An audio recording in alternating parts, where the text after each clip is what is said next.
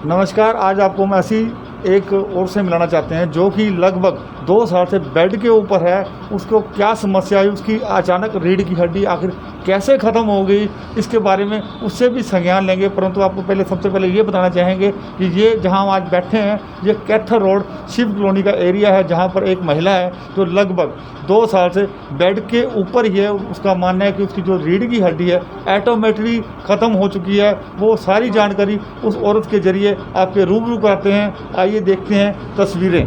हाँ जी मैडम, आप अपना नाम बताएं, आपका नाम क्या है जी? मेरा नाम मीना है, प्यार से घर में सिमरन बुलाते हैं। शिव कॉलोनी कैथर रोड में रहती हूँ मैं जब से इस घर में आई, मेरे घर वाले, मेरे ससुराल वाले मेरे को बहुत टॉर्चर कर रहे हैं। पहले तो मेरे घर वाले ने मेरी, यानी बस ये है शुरुआत में, कौन किसको कितना जानता मुझे नहीं पता था। मेरे सास ससुराल वालों ने नहीं बताया कि भाई थोड़ा हर कोई नशेड़ी होगा, कोई बात नहीं, ये शुरू में करा था। लेकिन जब मेरे बच्चे हो गए उसके बाद इन्होंने, मैंने जैसे इनको समझाया था, ये थोड़े मान गए डांटने डूटने पे। तो इसी बात पे मेरी सास का एतराज आया, भाई क्यों इसको डांटते धमकावा। इस बस उनकी तो जेब तो 100 रुपये ही निकला थे, 100 देकर अपना पेंडा छुटवा थे मेरे से, और इनसे दोनों से पूरा काम करवाया, सारा काम करवाया हमारे से जितना भी हो सका। जितना क्या मैंने ये नहीं देखा कि दिन हो या कि रात हो। इनके मेड़ों के काम थे, अभी जो कि बंद है, 2 साल हो गए कोरोना की वजह से। वाकई इनका काम बहुत अच्छा चल रहा था, बहुत बढ़िया। इन्होंने पहले स्टार्टिंग में जो घर लिया वो मेरे जेठ के साले ने और मेरे ससुर ने इकट्ठा लिया। उसमें से मेरे जेठ किराया खावा था और मेरे ससुर और खावा थे, और वो उसका साड़ा ले लेवा था। कोई नहीं, हम इकट्ठे रहे थे, 3 देवरानी जिठानी, वैसे हम 5 हैं। 2 जिठानियाँ शुरू से अलग है। जब मैं तीसरे नंबर की हूँ, मेरी शादी सबसे बाद में हुई। जो 4 जिठानी दरानी है वो बहने हैं, एक ही घर से आ रही, 2 एक घर की हैं, 2 एक घर की। मैं इनका पैर थोड़ा ख़राब है, इस वजह से मैं अलग घर से आ रही। तो मैं अपने घर से पहले परेशान थी, तो मैंने सोचा चलो किसी ऐसे इंसान से शादी करूं कि भाई मेरा थोड़ा जीवन संवर जाए। पहले मैं बहुत दुखी हूँ, तो मैंने इस तरह करी। तो इन्होंने सोचा, इनके हौसले बंद गए, भाई चलो बगैर बोलने वाली, भाई इसके घर का तो कोई है नहीं आगे पीछे। आगे शुरू से टॉर्चर किया तो शुरू से टॉर्चर कर रहे, शुरू से एक दिन भी ऐसा नहीं। आपने इनके खिलाफ कोई एप्लीकेशन नहीं दी? मैंने सब, जैसे अभी भी मेरे को बहुत से बोलते हैं चुप रह, कोई बात नहीं, परमात्मा देख रहा है, इनका इंसाफ होएगा। लेकिन जब अब मेरे बच्चों की बात आई ना, तो मेरे को बड़ा दुख हो रहा कि अगर जो अभी तो मैं थोड़ा जिंदा हूँ, मेरे साथ ये हालात कर रहे हैं। अगर जो मैं मर गई तो मेरा आदमी तो बेचारा जैसा भी है, ये इन बच्चों की रखवाली करेगा या अपनी करेगा। इसको वैसे भी इतना दिमाग नहीं इसकी माँ ने दे रखा, ये कुछ संभल पाए या कर पाए। जब तक मैं आ रही तो ये इस बात पर चिढ़ रहे कि भैया होशियार औरत क्यों आ गई, इसको क्यों बसा दिया इसने। ये पागल पहले नशेड़ी की तरह फिरता रहा था। इसे काम पर ले जाओ थे, बिठा देवा था, भाई कर काम। ये जुट का काम करा था, कभी इन्होंने इसको पैसे काटने पर नहीं बिठाया, इसको सिर्फ काम करने पर बिठाया। ये सारे पैसे काटने पर बैठे थे। ये इसलिए चला कर रहे शुरू था क्योंकि ये गले पे बैठे थे। ये एक आपसे बात पूछना चाहूँगा, हाँ इनका बिजनेस क्या है जो आपके? इनका मेरे ससुराल वालों का सारों का बिजनेस शीशे का है, जो गोल्ड फोटो सीनरी होती है उनका। और इनका बहुत अच्छा बिजनेस है, बहुत बढ़िया काम है। और मेरे घर वाले को और मेरे को सिर्फ इन्होंने एक नौकर के बतौर रख रखा, और सबके सामने एक बात कहते हैं, ये अलग है। अलग कुछ नहीं है, काम के सारे पैसे मेरी सास के हाथ में रहे शुरू से। इन्होंने मेरे को इतना टॉर्चर करा, हद से ज़्यादा। मेरे को 10-10 रुपए के लिए हाथ फैलाना पड़ा। मेरे आदमी को इन्होंने धमका कर भगा दिया, चल 100 रुपये ले और निकल कर घर का बाहर। आज आपने ये बात बताई, अगर आप ये बात पहले बताते तो शायद इस बात का पहले भी मेरी बात अभी मैं इस हालत में, इस कंडीशन में, अभी इतनी मुश्किल से मेरी कोई सुन रहा है, जबकि मेरी मरने की स्थिति है। उस टाइम तो मेरी किसी ने नहीं सुनी। ये हाथ पैर चल रहे, चुप रहो, कुछ नहीं होता, अपने आप सुधर जाएंगे, इनको समझाओ। मैंने बहुत समझाने की कोशिश करी। मेरी मम्मी भी आई जब स्टार्टिंग में बच्चे नहीं हुए थे, आई, वो बोले भाई तुम इसके साथ ऐसा क्यों कर रहे हो, इसको भी हक है, इसको भी दो। बोले अपनी लड़की को ले जाओ, अपनी जमाई को भी ले जाओ, हमें कोई ज़रूरत नहीं है इसकी। और केस करते हो, केस कर ले, हमारा क्या बिगाड़ेगी तू। मेरे देवर भी चिपट गई। ये जब भी नीचे रेडी लगा रहे, जो मेरे से छोटा है उसका नाम वो भी है, गली बुलाते हैं उसको, वो भी चिपट गया। मेरा जेठ जो मेरे को इस घर में लाया, राजकुमार उसका नाम, वो भी चिपट गया। ये सारे के सारे मेरे पीछे ऐसे लग रहे हैं। इन 4 को तो मेरी सास सब भूल जाती है। जो मेले का काम है वो 4 को देती है, हमारे कौन देती, मेरे घर वाले को ले जाएंगे, तेरे को क्या करना है, 200 रुपये दिहाड़ी पे लेके जा रहे हैं। ये मैंने बीमार होने से पहले ऑटो निकलवा ली, थोड़े पैसे थे मेरे पास, जो मेरे भाइयों को भी मैंने रखा, क्योंकि जब मेरी शादी हुई तब मेरे लड़के जितने थे वो 9-10 साल के, थोड़े बड़े होने के बाद ये बोले कि अपने भाइयों को बुला मेलों में। मैं कहा चलो कोई बात नहीं, इस हिसाब से जब मेरे भाई काम करेंगे मेलों में तो चल दहेज नहीं लाई मैं अपने घर पे, उस हिसाब से मेरे भाइयों का काम तो इन्हें दिखेगा। कोई कहता है दिल में बसने के लिए खुश करो, मैं इनको खुश करते करते करते आज इस नौबत पे आ गई कि मेरी ये हालत हो रही है। तो आपको जो बेड पे है लगभग आपकी रीढ़ की हड्डी में कैसे दिक्कत आई वो भी बताएं। मेरी रीढ़ की हड्डी, मेरे को थोड़ा गर्दन में सर्वाइकल हुआ था। ये जो हमारा नया घर है ना, उसमें इन्होंने शुरू से मेरे को छोटे से कमरे में रखा, वो भी बड़ी मुश्किल से लिया। जब मेरी शादी हुई तो ये हमारे बराबर में चौधरी की दुकान है, हम इसकी छत पे सोते थे। जून में आई थी मैं, 8 जून 2010 में जब मेरी शादी हुई। तो मैं जब बारिशें शुरू हुई तो मैंने इनको बोला भाई अभी तो बारिशें हो गई, अब मैं कौन सा कमरा मेरे को सोने के लिए चाहिए, मेरे को भी दो। तो इन्होंने बड़ी मुश्किल से नीचे जो आते हुए टाइम गैलरी में, अभी आप जाके चेक करना, वो कमरा दिया उन्होंने बड़ी मुश्किल से। उसमें रात को हम सोने लगे, जब दिन होता था दोपहरी में, तो ये जो सबसे बड़ी जिठानी ना, अभी इनका ऊपर कमरा है, ये नीचे जाके सो जाते थे। मेरा जेठ भी, मेरी जेठानी, मेरी सास ससुर। मैं बाहर जो हमारा गेट है, मेन गेट, वहाँ बैठी रहती पूरा दिन। मैंने बोला नहीं, मैंने चलो कोई नहीं, तो पीछे से दुखी है, अपने मायके से आगे बोलेगी, ये सोचेंगे भाई तू बहुत बेकार है, कोई बात नहीं। क्योंकि मेरे मायके में थोड़ी प्रॉब्लम थी, तो मेरी माँ ने मेरी पहले शादी कर दी थी करनाल में। करनाल का कोई गांव है अमृतपुर, वहाँ पे, तो वो भी नशेड़ी था बेकार। और तो आप यहाँ दूसरी जगह बैठी? यहाँ मैं इनके यहाँ दूसरी जगह आई हूँ। तो यहाँ शादी को लगभग कितना समय हो गया? यहाँ 2010 में आई थी मैं। 2010 में? हाँ यानी जी। आप इनके साथ दूसरी शादी? आप? हाँ जी, मेरी इनके साथ दूसरी ये शादी। बच्चे ये इनके बच्चे हैं। तो जहाँ पे मेरी पहली शादी हुई थी, मेरी बड़ी बहन उसके साथ गलत थी, तो मैंने इसलिए उसको छोड़ दिया। उसने भी मेरे को फुल टॉर्चर करा मेरी बहन की वजह से। और माँ समाज में सिर्फ मेरे कि स्वाभिमान और मेरी रिस्पेक्ट, मैं सोचती हूँ कि मैं गलत को गलत और सही को सही बोलती हूँ, बस मेरे को ये चाहिए। उसने, लड़की ने, मेरी बहन ने वहाँ पे बदनामी करा दी, तो मैं वहाँ छोड़ के आ गई। तो मैं अपने घर आई तो मेरी मम्मी मेरी बहन के साथ चली गई। 7-8 महीने मैं अकेली रही घर पे। तो मेरी एक आंटी हैं, वो बसंत विहार में रहते हैं, मैं उनके यहाँ चली गई। मैं कि आंटी भाई हमारे यहाँ घर पे कोई नहीं है, पापा मेरे बाहर चले गए और मैं अकेली हूँ घर पे। तो वो बोली बेटे चल तू मेरे पास रह ले। तो मैं उसके पास रही 1.5-2 महीना रही। उसके 4 लड़के, उसका घर वाला भी उसको छोड़ के चला गया था जब उसके बच्चे छोटे थे। अब जब बड़े हो गए तो उसका घर वाला वापस आ गया। तो वो बोली चल बेटे कोई बात नहीं भाई, तू कहीं काम कर ले। मैं संत कबीर है स्कूल करनाल में, उनके यहाँ खाना बनाने पे लगवा दिया आंटी ने। तो उस मैडम ने भी मेरे को फुल टॉर्चर करा। 15-20 बच्चों का खाना बनाती थी मैं। तो उसने बोला झाड़ू पोछे वाली भी नहीं आएगी, तेरे को सारे ही काम करना है टोटल। तो मैंने शर्म के मारे सारे काम आपने उसके बारे में आवाज़ नहीं उठाई? मैंने किसी चीज़ के बारे में आवाज़ कैसे उठाऊँ? एक लड़की की कौन सुनेगा? पुलिस का भी किसी की नहीं सुनती, पुलिस की भी बताऊँगी मैं आपको। तो मैंने उस आंटी के यहाँ से काम छोड़ दिया। मैं बीमार हो गई, गर्मी में मेरे को लूज मोशन हो गए। आंटी के घर वापस आ गई। आंटी बोली बेटा मैं क्या करूँ भाई, मेरे बच्चे भी ना ऐसे थोड़ा एतराज़ करते हैं, वैसे तो वो बहुत सही थे बच्चे। फिर वो बोली बेटा क्या करूँ मैं तेरा? मगर आंटी चले एक काम कर, कोई अच्छा सा घर बार ढूंढ ले तू।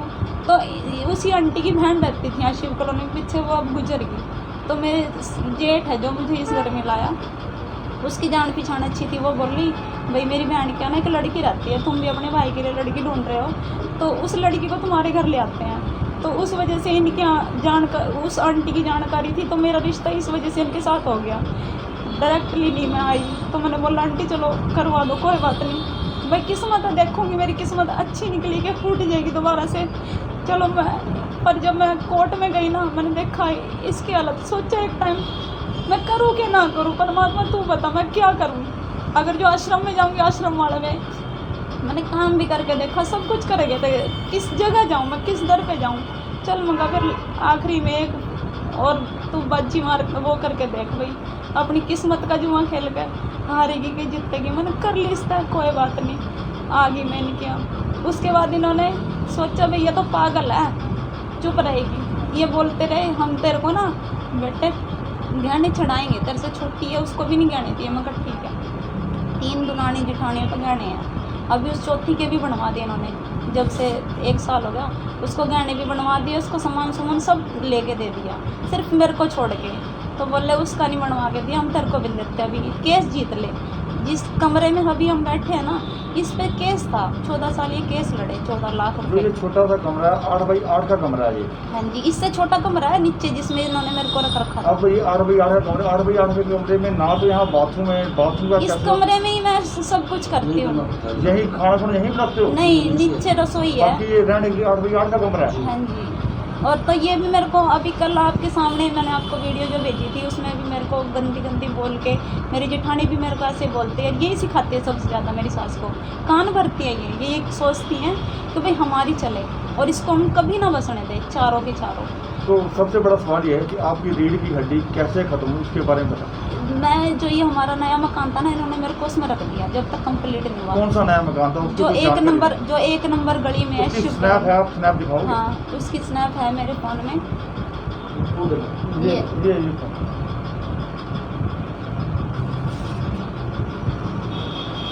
उस नए मकान में आपको क्यों रखा गया, इसके ऊपर? ये जब तक वो कंप्लीट नहीं हुआ तब तक तो बोलते रहे बेटा ये तुम्हारा हिस्सा है, इसमें तीसरा। तो ये मकान है, ये कोठी जब तक कंप्लीट नहीं हुई ना, जब इसमें लैटरिन बाथरूम कोई सुविधा नहीं थी, जब इन्होंने मेरे को इसमें बिठाया।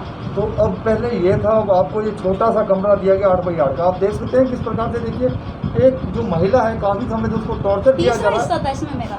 इसमें तीसरा हिस्सा था, वहाँ से भी निकाल दिया गया। एक छोटा सा कमरा दिया गया 8 बाई 8 का। मैं कमरे की आपको लोकेशन दिखा देता हूँ। ये तस्वीरें देख रहे हैं आप, कैथरोड करनाल के ऊपर कड़ियाँ पड़ी हुई है। ये कमरे की जो लोकेशन है, ये लोकेशन है, 8 बाई 8 का कमरा है। आप ये बताइए, यहाँ ही आदमी सब कुछ करे रहे और 2 छोटे छोटे बच्चे भी हैं, ये देखिए मासूम बच्चे भी हैं, उनके हस्बैंड भी हमारे साथ जुड़े हैं, उनसे भी बात करेंगे।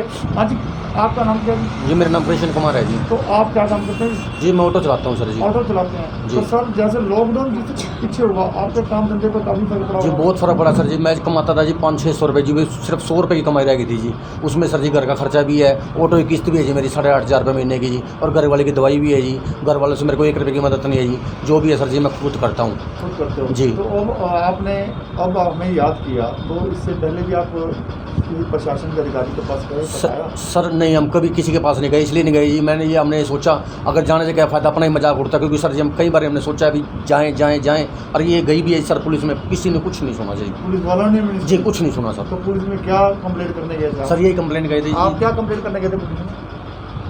मैं तो इनके खिलाफ, घरेलू हिंसा के खिलाफ तो कोई मैंने कंप्लेंट नहीं करी, लेकिन मैं जिस वकील ने मेरी शादी कराई थी ना, मैं उनके पास गई थी कि अंकल जी आपने जिस घर में मेरी शादी कराई, मेरी सास मेरे को टॉर्चर कर रही। उसने मेरे को एक ही जवाब दिया, छोड़ दे। क्या फ़र्क पड़ रहा तेरे को? एक तो छोड़ दी था ना, दूसरी और छोड़ दे, जो अपने घर चली जाए या जहाँ तक जाना हो वहाँ चली जाओ। अच्छा, ये उन्होंने गाइडलाइन ये उन्होंने, उनका नाम विनोद वैद है, उन्होंने मेरे को ये गाइडलाइन उन्होंने ये करी, तो मेरा मन टूट गया। और हर एक इनकी लड़ाई हो, चाहे कुछ भी, आपसी लड़ाई में मेरे बच्चों को और मेरे को घसीट लगते हैं। इनकी रिकॉर्डिंग में अभी आपको सुनाऊंगी, इन्होंने जो बिना मतलब की लड़ाइयाँ, आपस की चुगलियाँ, और मेरे बच्चों को और मेरे को घसीट के बिना मतलब इतनी बुरी तरह लड़ाई करते हैं हमारे साथ, और मेरी दिमाग की नस फटने को जाती है। अब आप प्रशासन से क्या अपील करना चाहते हैं? मैं प्रशासन से यही अपील करना चाहती हूँ, जो भी मेरा हिस्सा बनता है ना, ये मेरे को यूँ कहते हैं हम तेरे को इसलिए नहीं देते, और मेरे घर वाले को समझाते ये ना तेरे को मार के ना और सब कुछ लेकर भाग जाएगी, गहने भी हम इसलिए नहीं देते और घर भी हम इसलिए नहीं देते।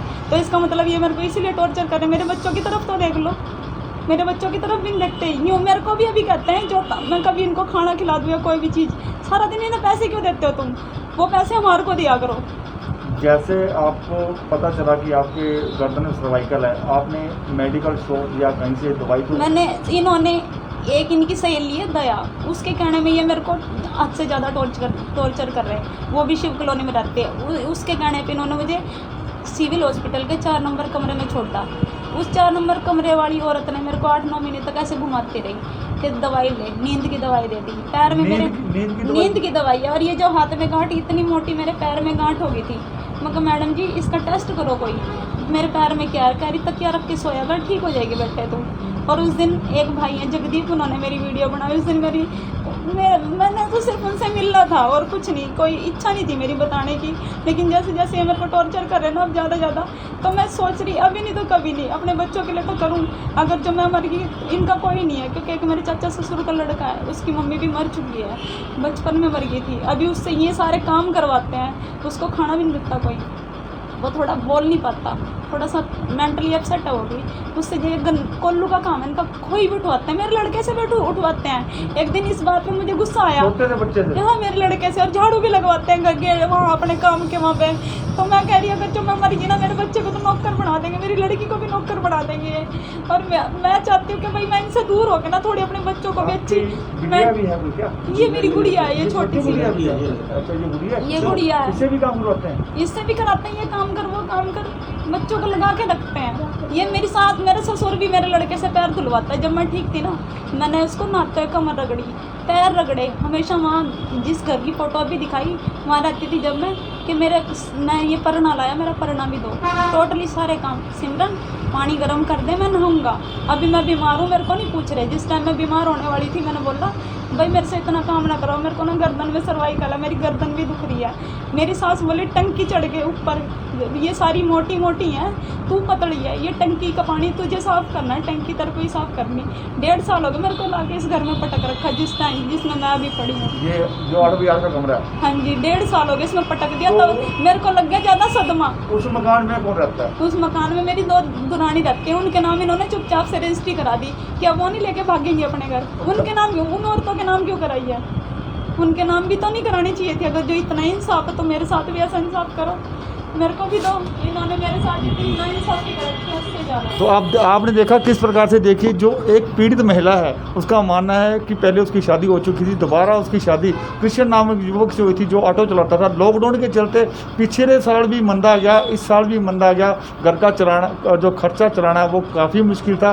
किस प्रकार से बताया कि औरत की रीढ़ की हड्डी, जो कि घरेलू समस्या को लेकर बताया कि उसने 7 से 8 महीने सिविल हॉस्पिटल में दवाई ली। दवाई में उसको नींद की, नशे की गोलियां भी दी गई, जिसके कारण उसको एक गिल्टी हुई, उसने गिल्टी को भी निकलवाया। उसके बाद उसको जैसे धीरे धीरे पता चला कि उसकी रीढ़ की हड्डी ख़त्म हो गई है। तो घरेलू समस्या के चलते हुए ये प्रॉब्लम आई उस औरत को। और हम आपको बताना चाहेंगे, ये इस औरत का मानना है उसको शुरू से लेकर अब तक टॉर्चर किया जा रहा है। प्रशासन के अधिकारी इस ओर ध्यान दें। उसका मानना है कि उसको इस मकान में से हिस्सा मिलना चाहिए। ये 8 बाई 8 का कमरा है। मैं फिर एक बार कैमरामैन से कहूँगा एक और ऊपर छत की तरफ भी दिखाए और पंखा भी दिखाए। ये 8 बाई 8 का कमरा है जहाँ पर हम बैठे हुए हैं। इस औरत की मदद की जाए हम प्रशासन से। फिर गुहार लगाते हैं जो इस एरिया का MC है, इस वार्ड का MC है, उसको इस ओर ध्यान देना चाहिए, क्योंकि MC प्रमुख होता है वार्ड का। उसकी सबसे बड़ी जिम्मेदारी ये होती है कि पब्लिक की जो भी समस्या उसका समाधान करवाए, सरकार तक बातचीत को पहुँचाए। मैं आपको फिर एक बार पुणे से दिखाना चाहूँगा दोबारा। फिर ये देखिए, ये वही कमरा है 8 बाई 8 का जहाँ पर व्यक्ति का रहना बहुत मुश्किल है। और जो ये औरत है जिसका नाम मीना है, जो देखिए 2 साल से इसी तरह बेड के ऊपर पड़ी हुई है। बहुत छोटे छोटे 2 बच्चे हैं, आप देख सकते हैं स्क्रीन के ऊपर। एक बिटिया है और एक बेटा है। इनसे भी बताया जा रहा है कि घर वाले काम करवाते हैं। बाल शोषण का कार्य होगा इस प्रकार से। अगर ये काम करवाएंगे तो इनके खिलाफ कार्रवाई आवश्यक बनती है। तो खुलेआम बैठ के ना, यहाँ पे खुलेआम ये दरवाजा खोल के देखो आप। तो खबर को ज़्यादा से ज़्यादा शेयर कीजिए। ये लाइव तस्वीर देखी आपने करनाल के शिव भवन से। सिंह ब्रेकिंग न्यूज़ से परविंदर सिंह।